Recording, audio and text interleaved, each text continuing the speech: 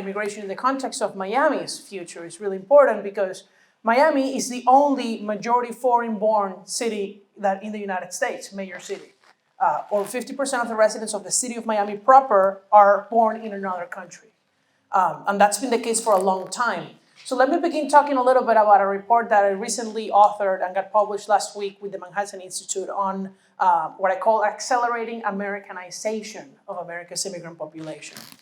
And so over the past several decades, there's been a trend in what many economists have called the slowdown of assimilation, where immigrants are learning English at a slower rate than previous immigrant waves and acquiring human capital, or meaning education, actually at a slower pace than past immigrant waves. And you can look up this work by Borges and many other economists, but since the Great Recession, and well, since 2000, the mid-2000s, and then since the Great Recession, the new immigrants that have come to America are doing completely different from past waves. And so, especially the young ones, this is a graph of the share of new immigrants who came to America between 25 and 34 years of age, who know English very well or bilingually at native level. It went from about 30% to nearly 50%. That's how different the new waves are. Same for the people 35 to 44. Older people, basically the same. This is the other panels. No change almost. It's only the new young immigrants who are doing better in English. Not only do they know more English, because some people might say, well, we're just getting more people from India, who, of course, a lot of Indians speak English. But that's not true. There's a rising English proficiency for every immigrant group for every region, from Asia, Europe, Latin America. In fact, Europeans have increased their English proficiency much more than the Asians and the Latin Americans. And you wonder, what is happening? You know, one of the hypotheses really is the rest of the world is teaching their students English. And as a consequence, the pool of people who come to the United States is already pre-educated before even getting here. Now, not only is this about English, the new immigrants coming to America are so much more likely to be college educated. From a past gradual rise, as the world becomes more educated, suddenly the new immigrant generation among young people is now over 50% college educated. That's very different from what you see in the news, right? About new immigrants coming to America. Yet the new young immigrants coming to America, most of them have college degrees. But not everything is rosy, as I say. There's actually increasing inequality between immigrants. What does this mean? I ran this number recently. I don't know if you've heard of the Gini index, which is like the index of income inequality in the United States. So since 1980, there's a lot of economists say, oh, there's this huge rise in income inequality, it's concentration of incomes at the top. Actually, if you exclude immigrants from the sample, 87% of the increase in income inequality disappears. 87% of our increased income inequality is explained simply by inequality between immigrants. Why is that happening? Because immigrants are increasingly getting into two different groups. The immigrants who do really, really well and the immigrants who don't do well at all. And so this is the ratio of earnings between the 75th percentile of earnings and the 25th percentile. So the top 25 versus the bottom 25. It was practically the same, natives and immigrants between each other in the 1960s. And now, the top quarter of immigrants is more than 3 times as rich as the bottom quarter, compared to 2.6, 2.7 for natives. And this is explained by 2 facts. One, immigrants with college degrees are doing much better than natives than the past. So this is the ratio of all full-time workers, I mean everybody who works, at least 40 or around 40 hours a week or more, who have college degrees and who make some income, between natives and immigrants at different percentiles of their distribution. And what you can see is that over time is relatively stable, and then recently the immigrants on the top are doing much better than the natives at the top. So this means that an immigrant on the top 25% of the income distribution of immigrants who has a college degree earns on average 20% more than a native-born American who's also college educated. But immigrants without college degrees are falling behind natives without college degrees. So while in the past, natives and native-born Americans and immigrants made practically the same amount, there was almost no difference between natives and immigrants in the 60s. Today, immigrants are about 25 percentage points behind. So what is happening? Why are immigrants with college degrees advancing relative to natives and those without them falling behind? And so, I think that this is an important puzzle to determine. And one of the things we need to, that this brings us to the discussion is what policies can governments enact to improve the situation of immigrants who need it, and also to select immigrants who we know are going to do better in America. So we know the two most important factors to determine whether an immigrant succeeds in the United States are whether they speak English and whether they have a college degree. It's that simple. Really on the age where they get here, but the younger the better, but really it's college degrees and English proficiency. So what are our immigration policies going to do to make sure that people who come here do those things? Most other countries, developed nations, to grant permanent residency, they require some level of native language proficiency. The United States requires no such thing for at least obtaining a green card. Yet, we actually limit tremendously the number of people who can come here because they're sponsored by employers, or they have high skills, or they're entrepreneurs, or they're millionaires and they want to invest money. There are limits on these types of high school migration, yet there are no minimum requirements for education or English. And I think that's the kind of rebalancing that our legal immigration policy needs to expand the number of people who really we know are going to succeed and create jobs and do well, and not become a burden on the entitlement system. Because a lot of people think that, well, it's not that immigrants are not going to become a burden, right? They don't qualify for welfare programs. But the real burden on the government is not food stamps. It's not any of these tiny programs for the poor. The real burden on the US budget is Medicare and Social Security, that everybody who's here legally qualifies for. And even illegally, depending on Social Security, if you use a different Social Security number from somebody else, there are ways. And so, people think that it's true. So that's the reality. And the average American is a net burden on the US budget. This is not because immigrants are especially bad. They're not. The average American is a net burden on the future, okay? An average at $300,000 net liability, actually, because of how misbalanced our entitlement policy is. So if we're going to bring in new immigrants, we're limiting, unfortunately, the number of people who we know are not net liabilities, who we know are actually net benefits, who are going to be paying more in taxes than receiving in entitlement benefits. And that's what we need to focus on. And then we need to focus on how do we lift up the people who are here. Massachusetts had a great program several years ago, which paid for free English language training for adults. So a big problem in the US, how the US welcomes immigrants relative to other countries, is that we just, especially if you say you come through the refugee program, you are given help for 6 months. I have a friend from North Korea, Francisco was talking about them. They speak through the Dissident Project. She came with her mom and her sister, the only people who survived her family, and they escaped from North Korea.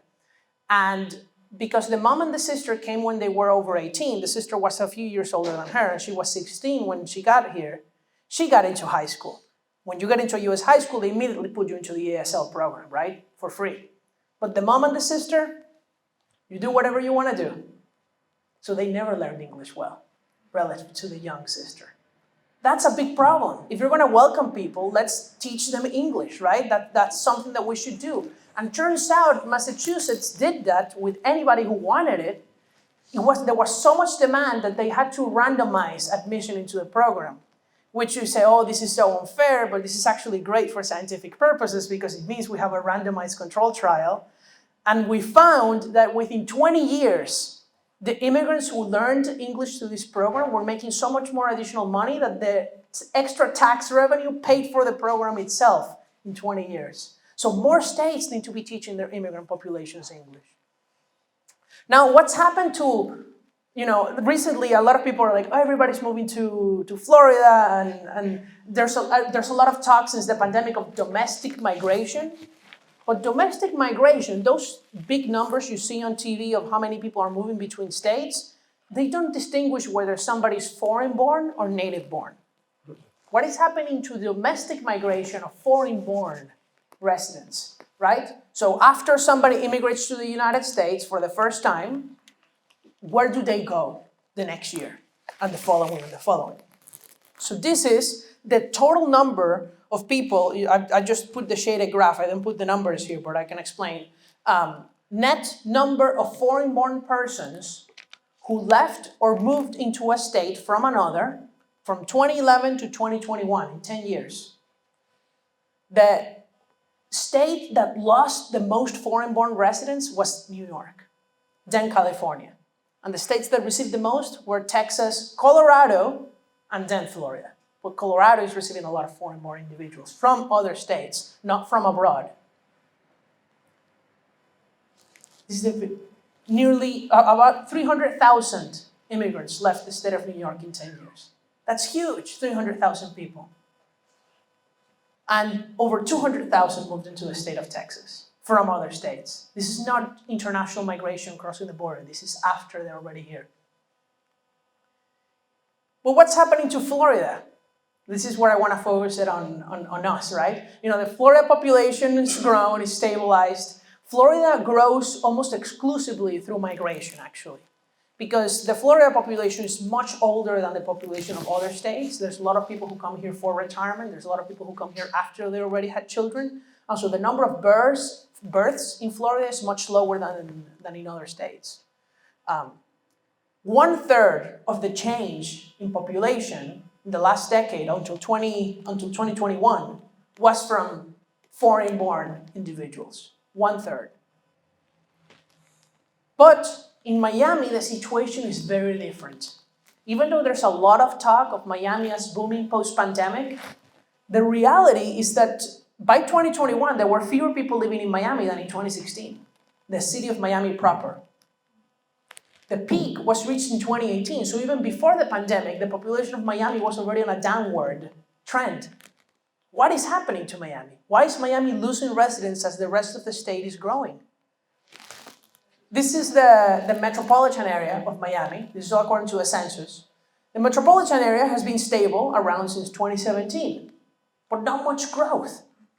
So how come the rest of the state grow and the metro doesn't? So this is the population change from 2012 to 2021 of Miami the city, Miami the metro, and then the rest of the state of Florida excluding Miami metro. Huge differences, right? And this is the change in the immigrant populations, even starker. This is very counterintuitive, right? I don't think you guys have heard this one before, like, oh, is Miami not doing great on everything? But it's important to talk about these facts because they teach us of where there are problems and how we can fix them. Immigrants go to where there's opportunity. I think I have the quote in the next slide. Immigration is usually a symptom, not a cause of prosperity, right? People move to where there's opportunity. Immigration is not just foreign-born. Immigration is anybody moving, right? People can move from other states here, as most of the people who move here are native-born. And so how can we harness immigration as a cause of prosperity? And how can we make sure that we attract people?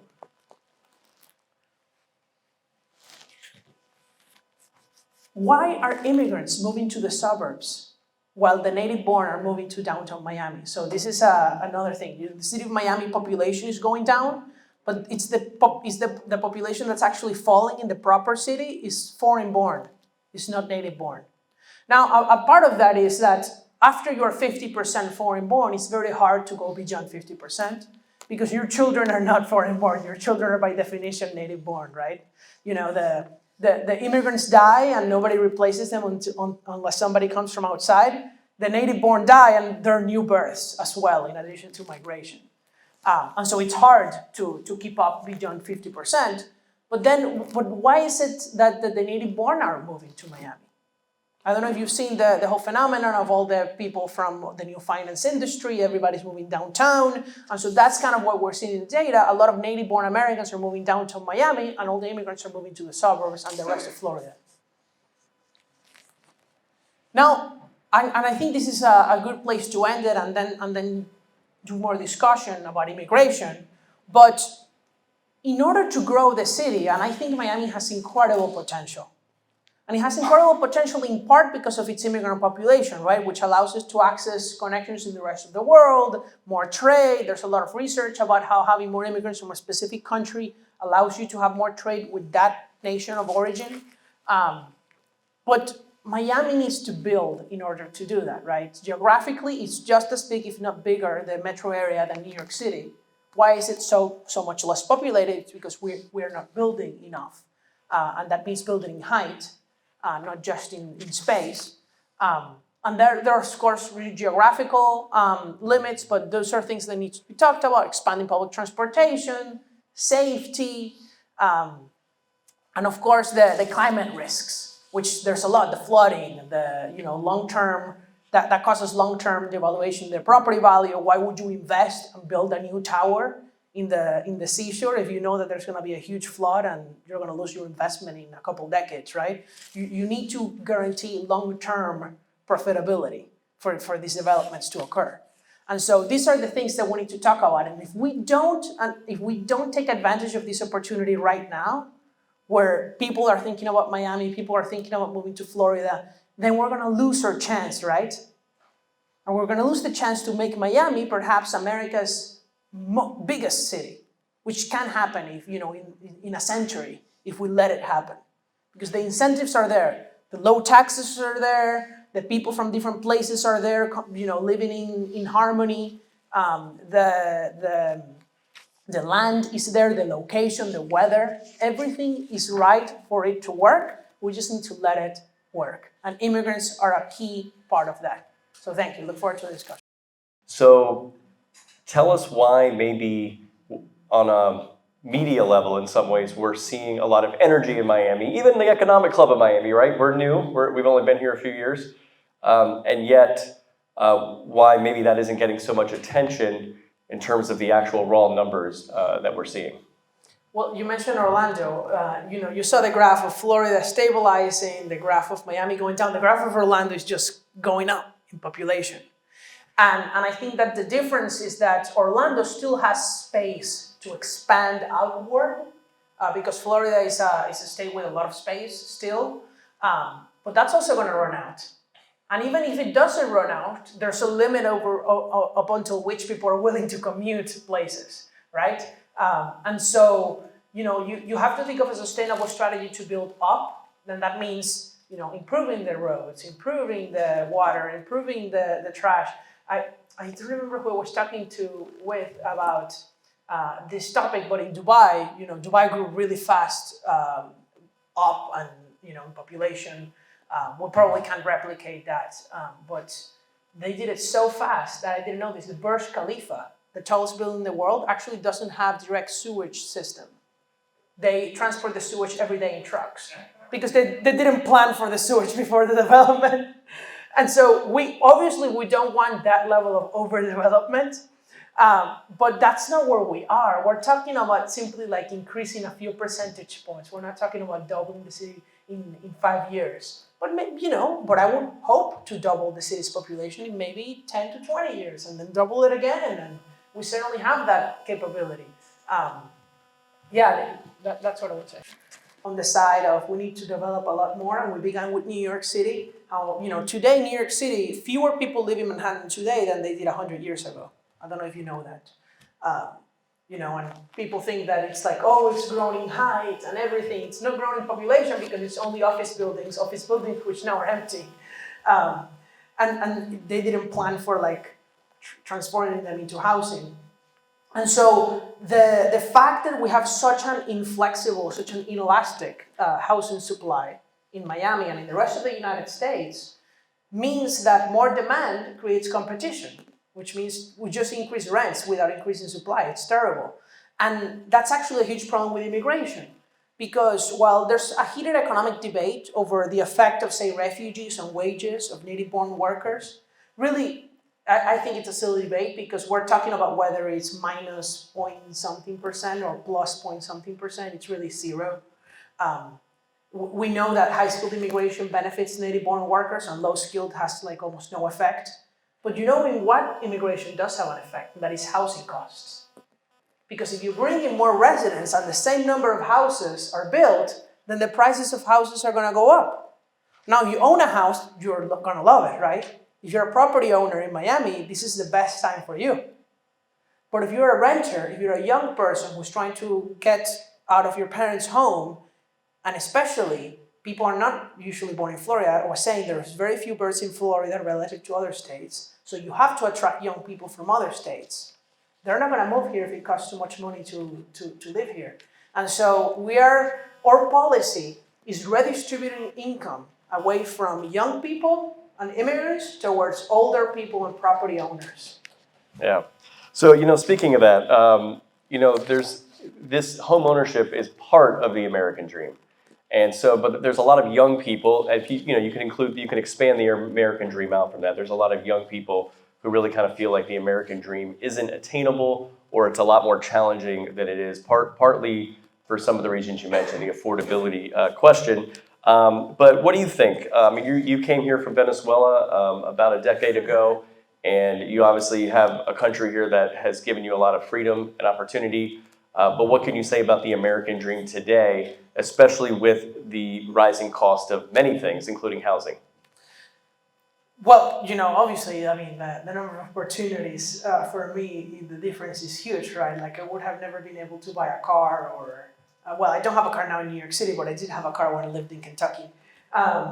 So, like the opportunity to buy a car, to buy a home, to feed yourself, to have all the basic necessities of life covered is really easy in the United States. People try to compare it to Europe. I think you should look up the after tax or not even after tax, just disposable income differences on average by country. The middle 50% of Americans are in approximately the 80th percentile of most major European countries, which means that the person in the middle of the income distribution in America makes as much as somebody in the top 20% in most European countries. People don't understand just how much poorer Europe is relative to the United States. People don't understand that there are engineers in Spain making 2,000 euros a month, okay? Which is what some people can do here being waiters at restaurants in New York City for sure. And so, the income differences are huge, but that doesn't mean that we can't do better, right? The whole thing of housing accessibility, obviously it's the prices. Interest rates short-term have made it impossible, right? I wouldn't buy a house right now with these interest rates, at least not with a mortgage. But I think the problem is a philosophical one too. People see houses as investments. Houses are not productive assets, okay? Your investment, the thing that should go up in value over time should be the value of your company because they're producing things, because they're adding value, services, right? Houses don't add more value. Houses are just goods, like a chair. We should want them to be as cheap as possible. Imagine if anybody could live in any house they wanted at very little cost. That's what increasing the housing supply means. But of course, in the short term, it means pain, because a lot of people got wealthy from their house initially in the short term. So we have to think, how much are we willing to sacrifice for short-term wealth that's going to cost us in the long term? That's the problem of the current policy. Okay, so when it comes to the American dream, I'm a big believer that people can achieve the American dream if they really build an entrepreneurial mindset. That no matter what the economy is doing, what challenges are, if you kind of have that entrepreneur's mindset, you can find the opportunities, right? I've also transitioned just a little bit to rethink this as having an immigrant's mindset. Because, immigrants come into this country, and even though maybe a lot of Americans that have been born and raised here see a lot of opportunities slipping away, seeing some challenges to the American dream, immigrants walk in and they just see opportunities everywhere. They just can't believe it. And I kind of think, that's kind of an entrepreneur's mindset. You see opportunities where other people don't. And so, speaking of the immigrants' mindset and entrepreneurs, can you tell us a little bit about, the entrepreneurial success of immigrants in terms of actually being entrepreneurs, starting businesses, running companies? How have immigrants fared, and are there any particular groups of immigrants that maybe do better than others, and maybe why? Yeah, so immigrants are much more likely to be entrepreneurs. The question with the data over that is that a lot of that is influenced by legal status, right? The census data doesn't discriminate by legal status. Like they don't ask you, they just ask you if you're a citizen or not. Most of the people who are not citizens are here legally, but so you can't distinguish who's here legally. Actually, the people who are here illegally are much more likely to be self-employed. Just because to be employed, you need to prove work authorization, therefore you are forced to be self-employed. So in some ways, the legal system actually forces the undocumented portion of the immigrant population to become entrepreneurial. And then there's a self-selection aspect among the legal population, right? One of my first papers in the PhD was my second year paper was about the mayoral boat lift, which is very, talked about here in Miami. But most economists, when they talk about the mayoral boat lift, is to see the effect on Miami of all this wave of immigrants, right? I didn't want to see that. I wanted to see what was the difference between the Marielitos and the people who came right before and right after from Cuba, right? Cuba was still the same country in 1979, 1980, and 1981. Still the same terrible place to live.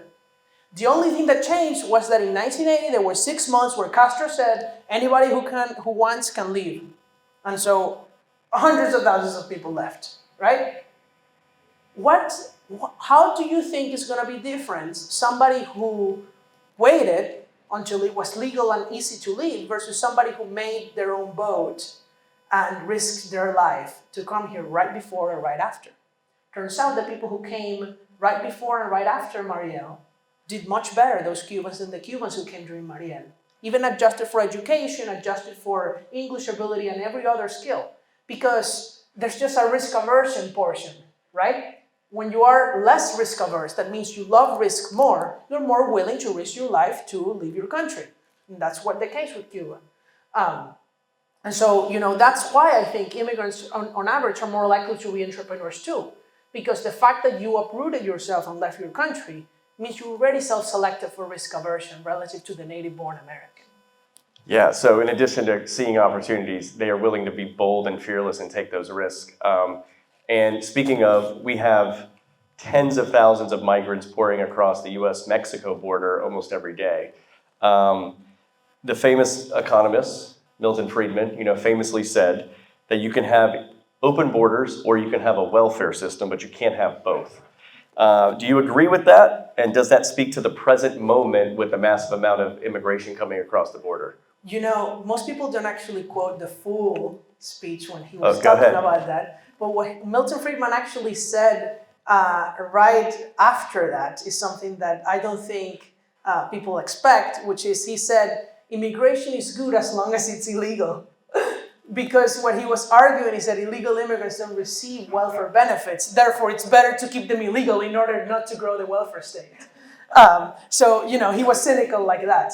Obviously, you cannot have a system where anybody is legally allowed to come and receive entitlements if you have entitlements, right? Because anybody would come. The people who come across the border don't come for the entitlements, don't come for the welfare. Maybe now in New York City where they do get free housing, that is happening. Over 70,000 people now are getting free hotel rooms in New York City. It's a huge problem. It's going to bankrupt the city. But the question long term is, if people end up getting legalized somehow, they're going to be able to access those entitlements.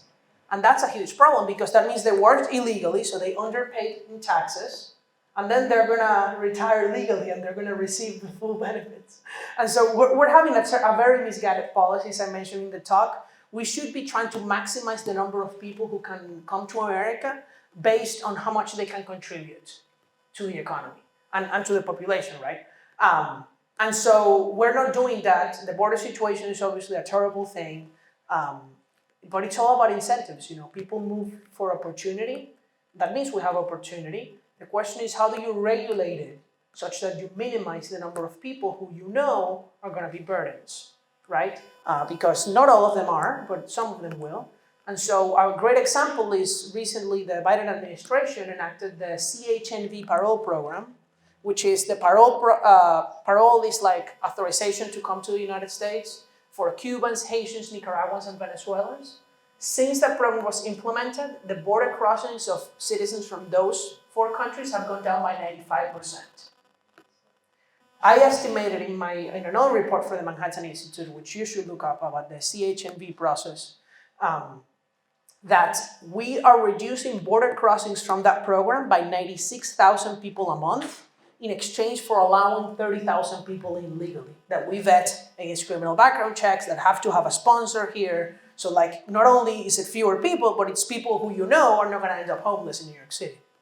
And so that's a great thing. You're like, why, this is amazing. It is an amazing policy. It's the only great policy I think they have implemented with the border, but that's only for citizens of those 4 countries. It's not a sustainable solution for the rest of the world. A lot of things need to change in our system. The fact that you can come here, show up at the border, request asylum, and then you have to wait now 7 to 10 years for a hearing means that the border is a free work visa for 7 to 10 years. So, speaking of that, do you think that a merit-based points like immigration system, such as what Canada and Australia have, is superior to the existing more family-based U.S. immigration system that we have? Yes and no. Yes, in the sense that I think that if we just completely replaced our immigration code with Canada's, we would be better off for sure. But the difference is that I think Canada does some things that are not correct, right? They certainly admit a lot more immigrants relative to their population, about 3 times as many in the United States. And based on employment, actually, they admit more in absolute terms than we do, despite, Canada has 1/10 of the US population. But the problem is that Canada is also extremely generous with families. People don't know. The thing is that they're so generous with employment and skills that relative to family, it seems like they're not very family focused. But you can't immigrate to Canada if you have been in a long-term relationship with a Canadian, like not even married. You're like, if you have like a Canadian girlfriend, you can go to Canada and end up getting like the equivalent of a green card, which I think it's crazy, right? It means a lot of people can go, with perhaps not legitimate relationships. And so, you can bring in your grandparents, you can bring in your cousins. You cannot do that in the United States. And so I think our family-based system is okay. There are some reforms that need to be done such that the people who do come know English. I think that if we implemented, if you're an international student and you're coming to a university, you need to take the TOEFL. And you need to have at least a 60, which is half of the score. Why don't we require, to obtain a green card, you need to get a 60 on the TOEFL? Now, of course, a lot of people are going to be mad at that, but that's actually going to encourage the migrants to learn English, which is the goal. And so, things like that, expanding the current employment-based system that is limited to just 13% of the total number of green cards, we need to at least double that.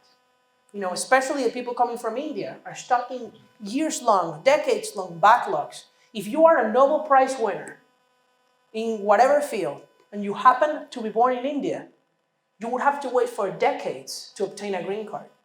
That's insane. We have an insane immigration system. Why do we limit the number of Nobel Prize winners who can immigrate to the United States? Why do we limit the number of millionaires? Did you know the EB-5 visa program is 9,940 people a year? That's the cap. And the requirement is that you need to invest at least $1 million and create at least 10 jobs in the United States. Why limit it? If many more people want to come and create jobs, let them come, right?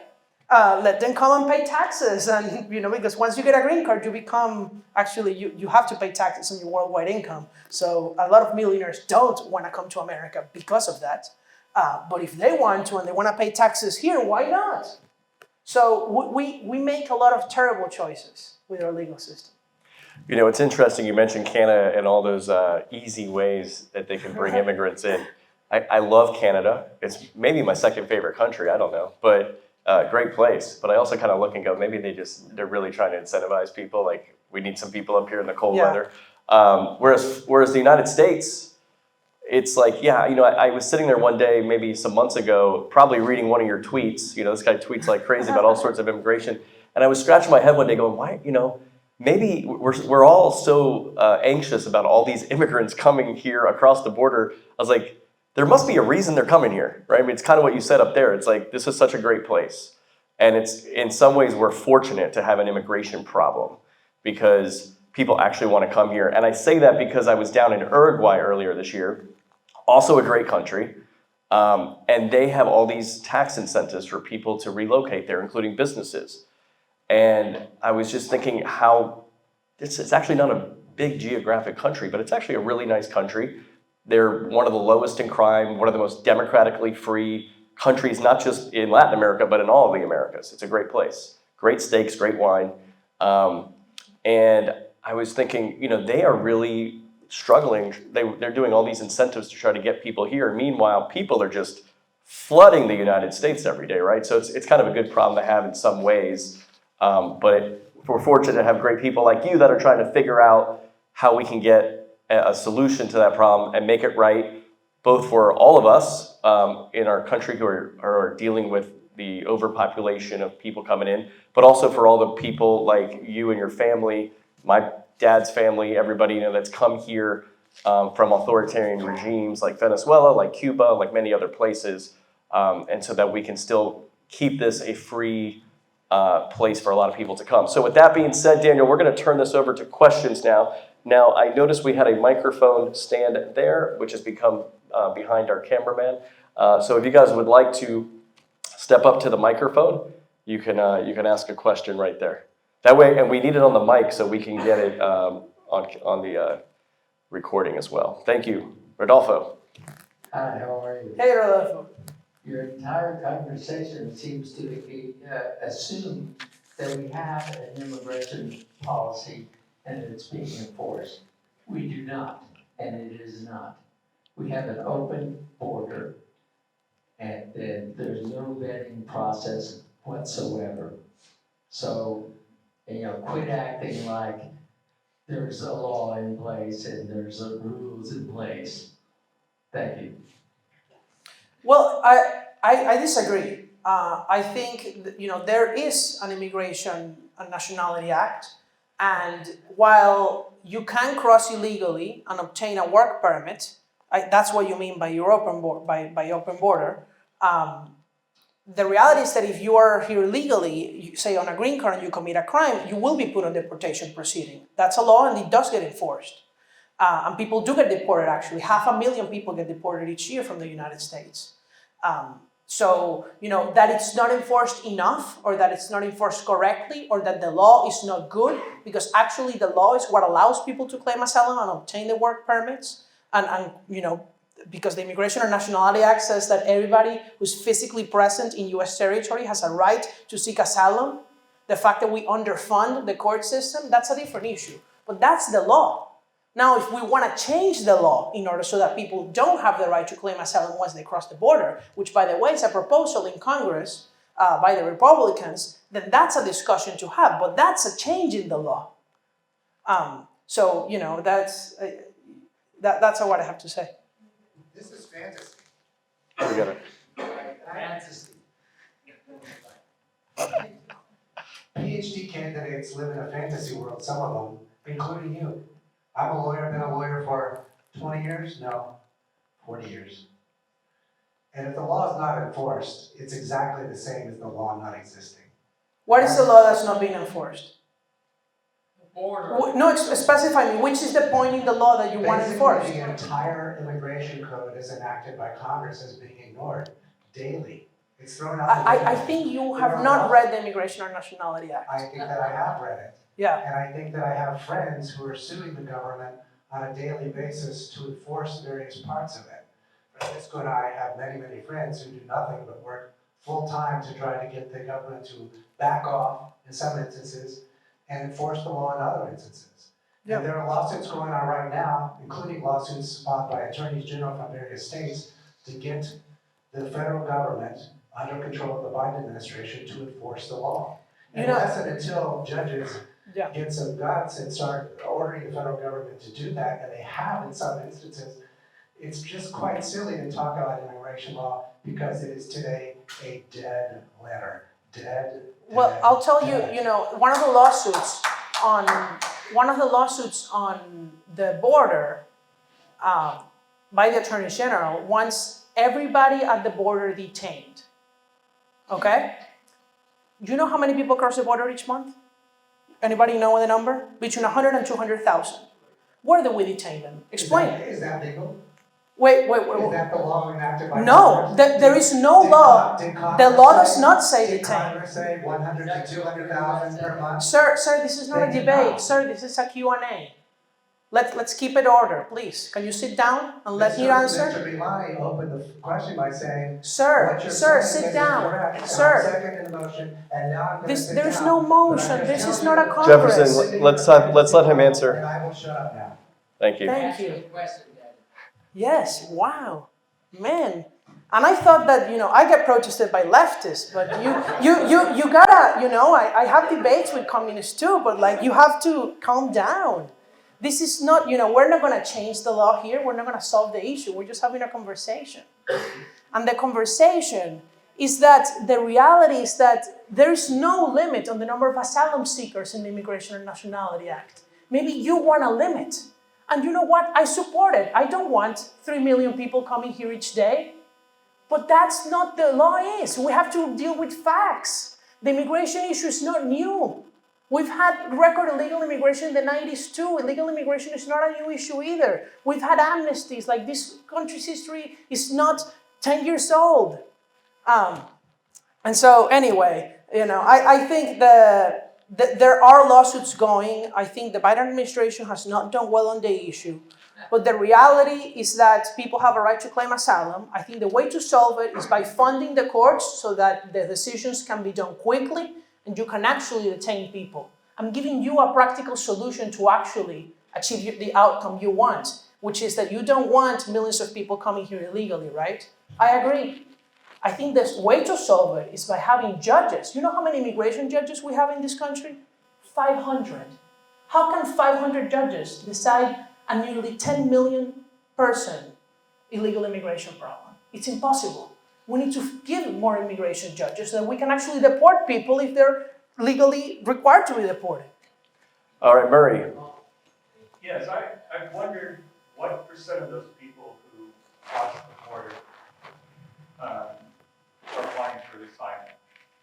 In essence, I mean, Yeah. I'm sure as many as can here being coached, the first thing you do is apply for the asylum because it's an unlimited program and they're underfunded on the number of judges. So any idea what percent would be seeking the asylum Yeah. program? And then second of all, have you ever thought about the first country you cross asylum requirement that some countries have? Yeah. That would limit them only to, in essence, Mexicans or Canadians who could apply. Anyone else would have to apply to the first country that they enter. Yeah. So there are two ways to seek asylum, affirmative and defensively. If they don't apply affirmatively, meaning they submit a case to USCIS once they're here, they're automatically put into defensive asylum procedure. So everybody is on the asylum system.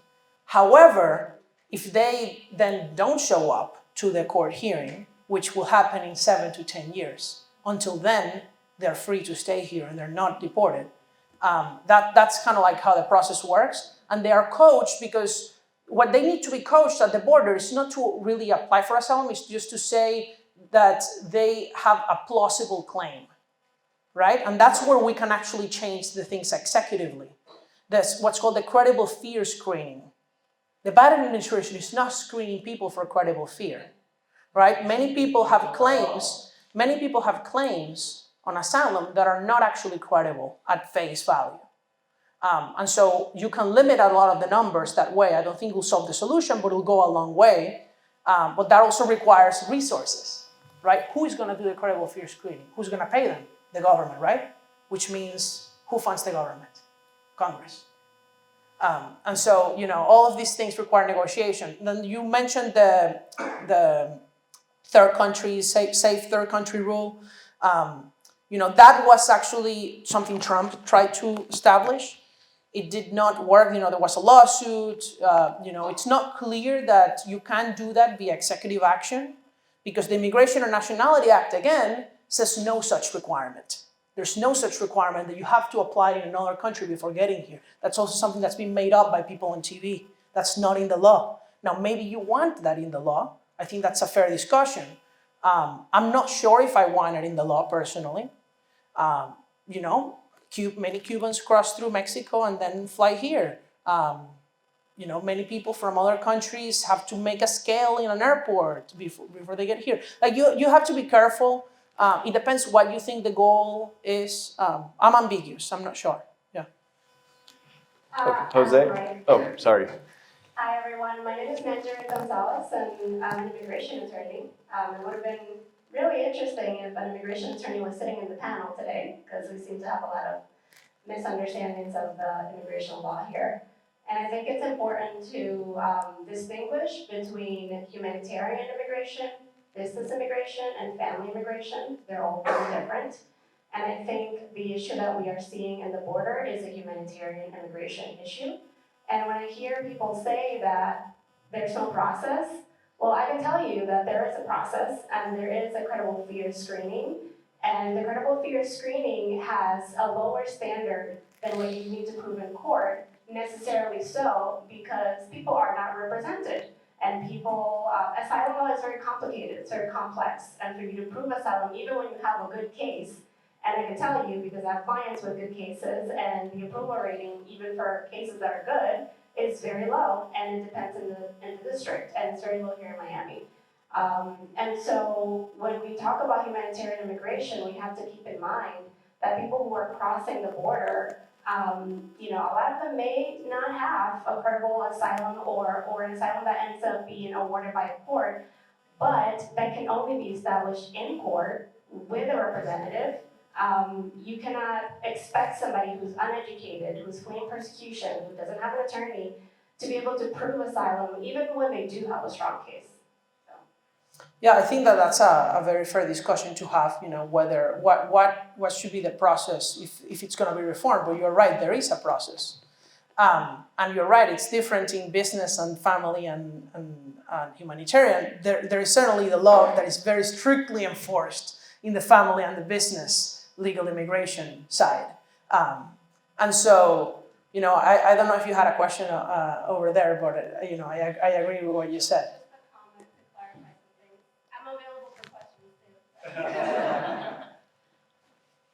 Thanks, Daniel. Great presentation. So, in an effort to mediate here, the last administration saw significantly less border crossings than this one, right? What lessons would you take from that in terms of policy, in terms of immigration policy, in terms of border enforcement, et cetera?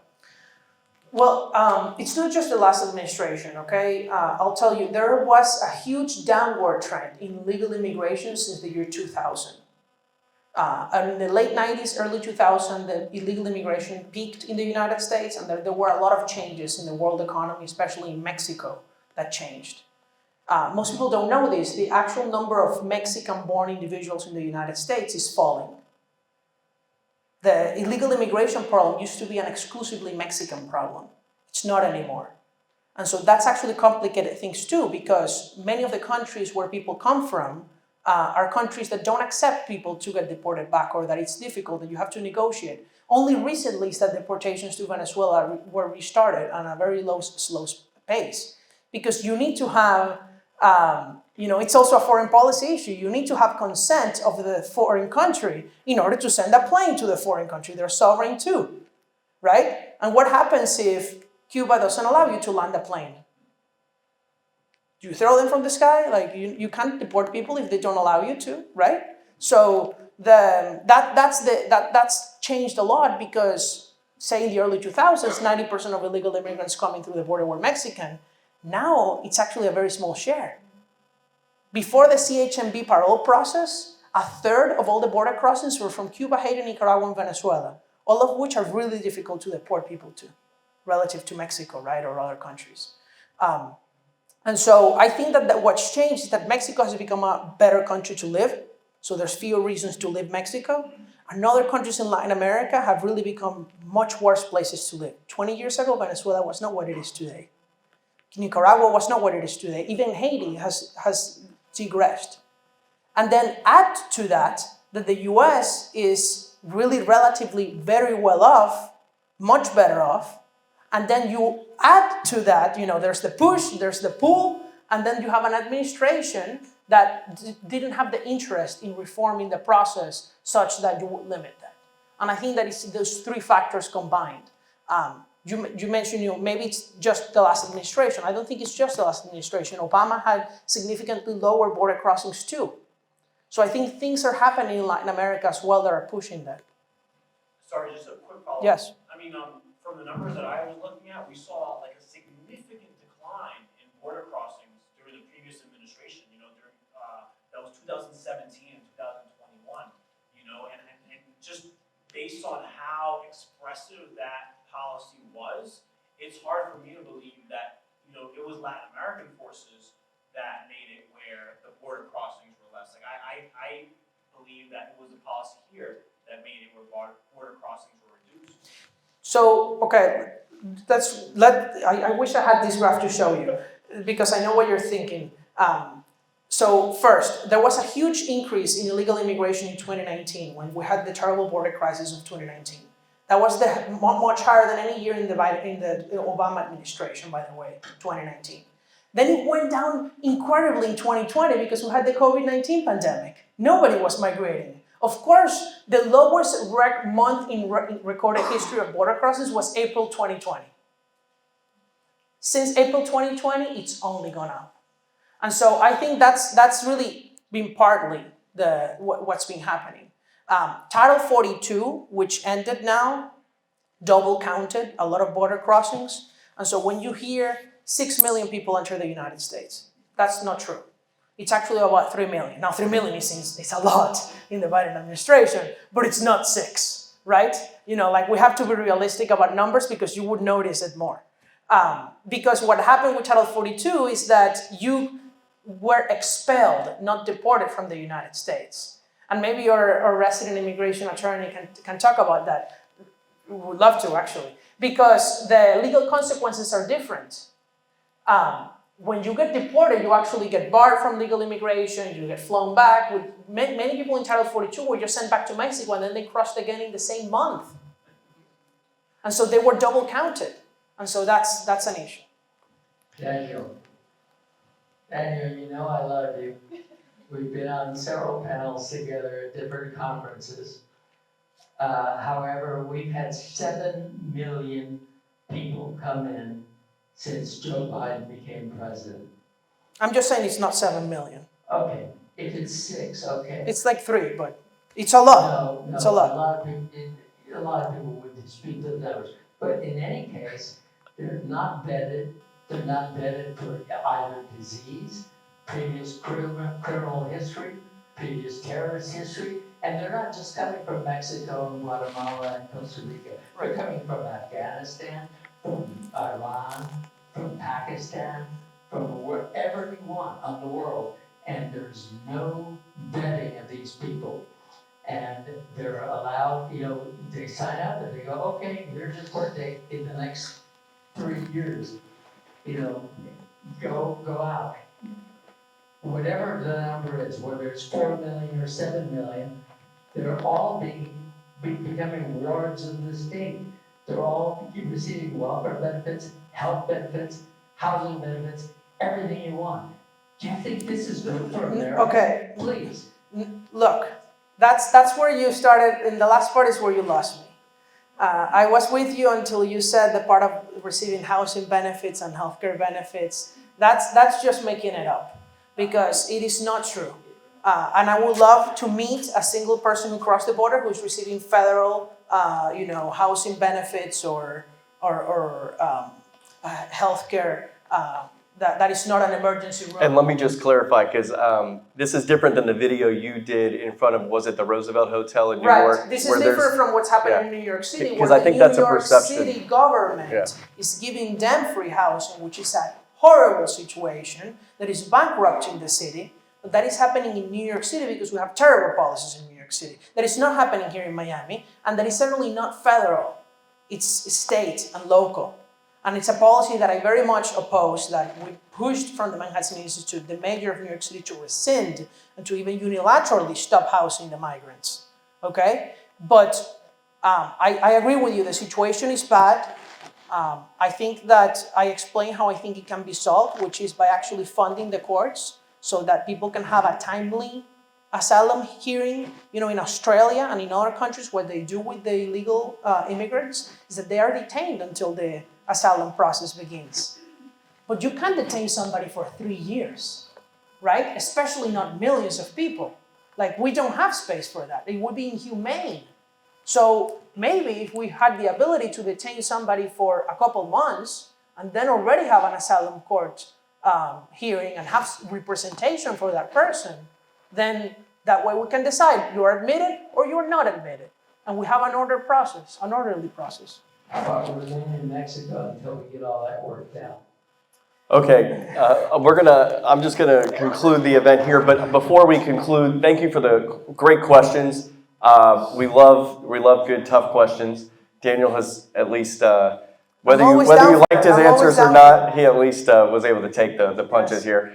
Daniel, though, one way I wanna just kind of conclude this, though, is the country that you were born in, Venezuela. There are Venezuelans all over the world now because of the horrible authoritarian policies there. I remember you months ago pointing out that your parents originally came from, I believe, Italy and Spain, right? My grandparents, yes. Your grandparents. And when they came, when did they come to Venezuela? 1956. And at that time, the world was talking about the Venezuelan dream in the same way they talk about the American dream. You pulled a book off a library, right? At Columbia Library, there was this book called something about the dream in Venezuela, something like that. And the book, you know, it was this American economist who had traveled to Venezuela and were explaining how the situation was there back then. And one of the things that I found fascinating is that they noted the average wages for different professions in Caracas. And so I decided to look up what was the average wage for that same profession in 1956 in the Bureau of Labor Statistics in the United States. They expressed it in dollars. Turns out construction workers, secretaries, other, you know, kind of like skilled trades were making the same or nearly the same amount of money in Venezuela than in the United States in the 1950s. And look how far back we've fallen. I recently published a graph using IMF data. Venezuela's GDP per capita right now is half of what it was in 1950. So that means Venezuelans today are half as rich as they were in 1950. Imagine Americans being half as rich as in 1950. Like, it's insane. It's like much worse than the Great Depression. And, you know, I think this goes to show why economics is so important as well, right? And how you really do need to let the economy grow, let people work. And, you know, obviously the socialist regime going back to Chavez and Maduro now, you know, has just totally transformed Venezuela in the wrong way that people are leaving, right? It's no longer the Venezuelan dream, it's a Venezuelan nightmare. So earlier this year on a trip to Bogota, I was near the Plaza Bolivar and I saw this young man and he was actually selling, and I've got a gift here for you, Daniel, because I got this for you. All right. So he was selling Venezuelan pesos. Bolivars. The bolivars, Venezuelan bolivars. So this is a 1,000 bolivar. Do you know what that is worth? I don't know anything. Is it 1,000 or is it 1,000? 1,000 million, 1,000, whatever. Mil bolivares. Wow, thank you. But let me show you why I bought this from him. Oh, wow, look at this drawing. Because he was actually turning currency into art. And so he had this whole huge board that got my attention. And the board had all sorts of cartoons and art and everything. I almost bought a Michael Jackson one I asked him if he had an Elvis one that they would really sell like hotcakes, but he had a Snoopy one with the Colombian colors on there. And he was a Nice. Venezuelan immigrant selling these pieces of currency. And he said, the currency in Venezuela is now worth so little, it increases the value if I put art on it. So anyway, Daniel, we put art on it for you. And maybe one day we'll be able to be back in Venezuela when it's free and more prosperous. Maybe that'll be worth something one day, even more than the art on it. But also, I want to just thank you also because he lives in New York and he's been a member of the Economic Club for more than a year now. And just want to say thank you for being a member of our club and, Thank you, Francisco. and being part of this great event. So thank you, Daniel. Thank you so much. Really appreciate it. No problem. Thank you for the bill. It really means a lot. Okay. Yeah, thanks.